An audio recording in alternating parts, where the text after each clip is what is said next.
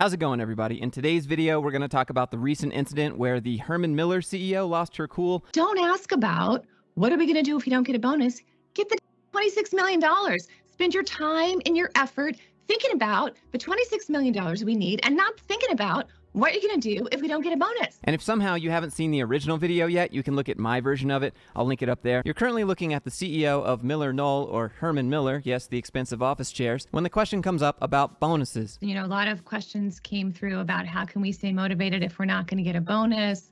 What can we do? What can we do? Some of them were nice and some of them were not so nice. So I'm going to address this head on. And that Zoom outburst was leaked and quickly spread on social media. I actually found it on the subreddit Anti-Work, but it kept getting removed. And the next day it blew up on r/facepalm, and then the media outlets took it from there. You see, before the story really blew up, the company actually saw the leaked Zoom call. They actually made a statement to Motherboard in a defiant tone that said, "Andy Owen will not be dissuaded by a 90-second clip taken out of context." Another spokesperson commented and said, 90 seconds out of a 75-minute internal meeting where we talked about a lot of positive things at the company, on its own, it's misleading. It doesn't represent the full 75 minutes. Speaking about leaked videos, let's talk about other leaked information, because today's sponsor is Aura. That's right, they wanted to do a second one with me, and you all made it happen. If you don't know what Aura is, it's a software that has almost every safety feature you could need while using the web. The first time I ever logged into Aura, I found out that like 600 of my passwords needed to be changed. And after that, I opted out of like 30 different data brokers. But lately, what I've been using the most out of Aura is their identity monitoring and credit monitoring. You see, for an upcoming life update video, content you didn't subscribe to, I made a purchase in which they needed to check my credit,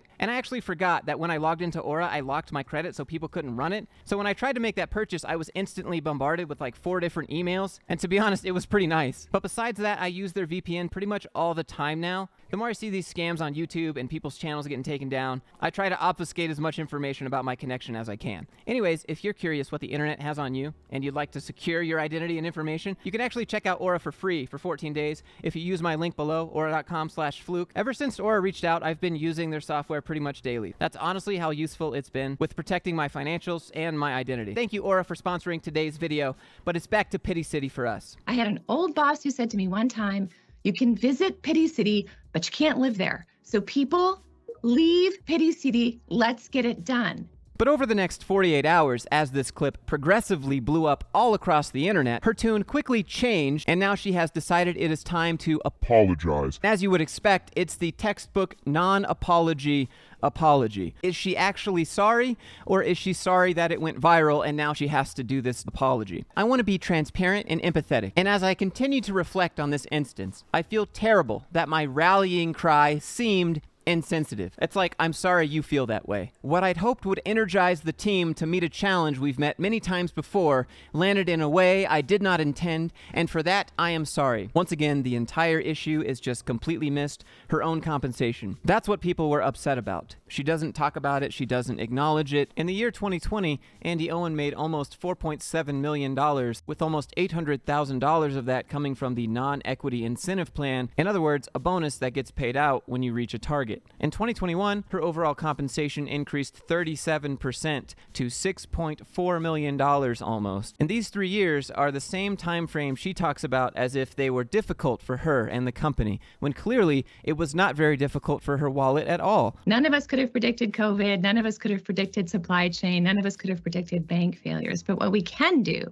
is stay in front of our customers, provide the best customer service we can, get our orders out our door, treat each other well, be kind, be respectful, focus on the future because it will be bright. Now, to clarify, Andy Owen is the CEO of MillerKnoll, but they're mostly just known for being Herman Miller. If we look at MillerKnoll stock, we can see when Andy Owen came into power, how things kind of played out. Since Andy Owen has taken control of these two companies, the share price of the company has plunged, and she has embarked on cost-cutting activities, including the closure of a Wisconsin factory and laying off 162 workers there. If we look at the past 5 years, their stock is down 46.79% overall. As of today, the stock is $16.62, and that's just barely $1 above their 5-year 5-year low of $15.60 just a few months ago. Usually, when the stock market chart looks like this, someone's getting fired, someone's getting laid off, someone's not getting a bonus. When you look at the executive compensation,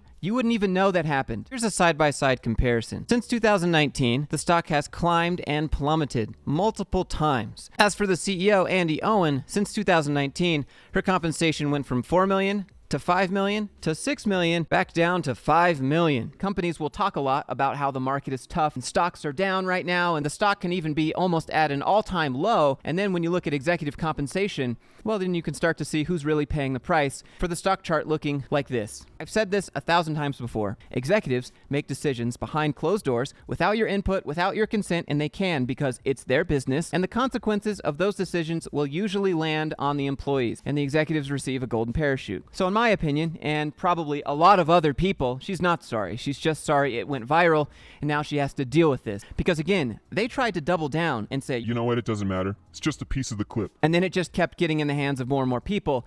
And now they're like, okay, I guess I see what I did wrong after hundreds of thousands of people saw it. Oh, man. Didn't mean for it to go that way. And notice how the apology is just a couple sentences in the email, but her rallying cry on Zoom was like an entire angry tirade. We're in today, but we're not going to be here forever. It is going to get better. So lead by example, treat people well, talk to them, be kind, and get after it. You can visit Pity City, but you can't live there. Anyways, guys, if you enjoy content like this, do me a favor, click that like button, click that subscribe button. Let me know what you think. Is she really sorry, or is she sorry she just has to deal with the fallout now? And once again, I'd like to say thank you to today's sponsor, Aura. They're giving me another opportunity because of you all, and for that, I am infinitely grateful and humbled. Aura.com/Fluke, and go see what the internet has on your accounts. Having said that, I hope everyone's doing well, and I'll see you in the next one.